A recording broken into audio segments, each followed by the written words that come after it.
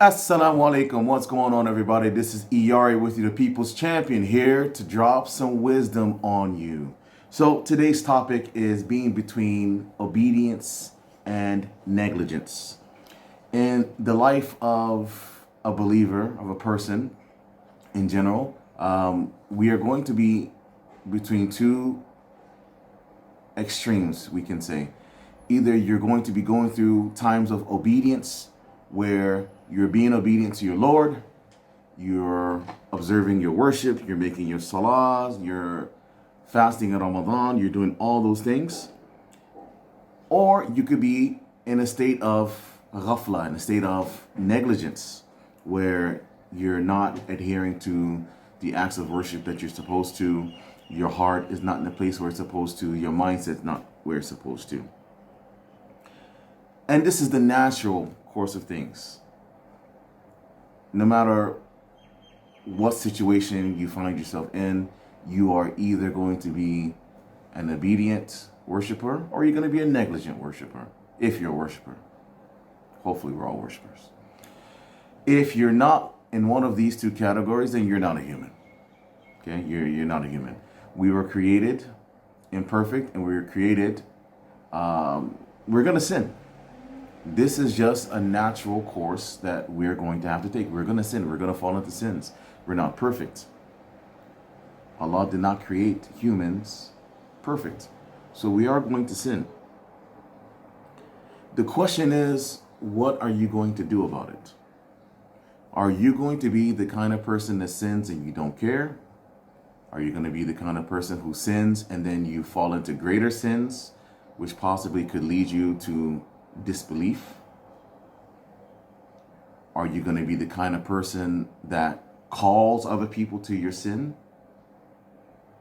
Or are you going to be somebody who wants to do something about it, who wants to stop the sinning? And the way to stop the sinning is to make tawbah, to ask for forgiveness. This is a sincere seeking of forgiveness. This is not just actions that we just take. No, this has to be something from the heart that you really want to stop this action that you see as evil.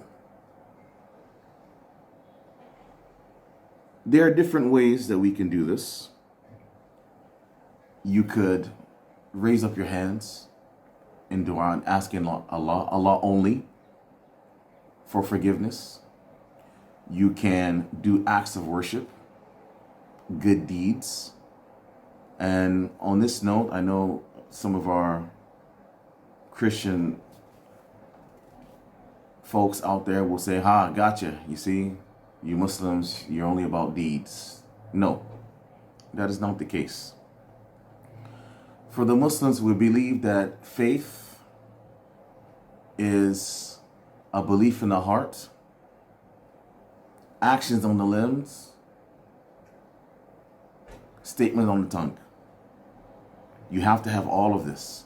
And when you're doing these good things, when you're doing good deeds and you're giving money or sadaqah, as we say, what it does is it reinforces what is in the heart. So it's not just a matter of tick for tack or positive and negatives, just building up this scale versus that scale. No, it is actually, if you think about it, it actually makes sense. When you actually, if I say, for instance, there's a cause out there, poor people, they need feeding, and in your heart you just go, oh, that's too bad. I wish I could do something. Which is better, that person or the guy that actually gets up, goes out, buys food, and starts distributing it to the poor? Which one do you think is going to have more effect on the heart? I think you know the answer. So, continual tawbah is the state that we need to be in. Continuing to make tawbah is going to be the way for success for us. One of the greatest ways for us to seek forgiveness of our sins is right now in this time of Ramadan. Ramadan, mashallah, there's so many different opportunities for us to try to do good things, try to supplicate to Allah to forgive us of our sins. So we need to take advantage of this time and be from those who continually make Toba.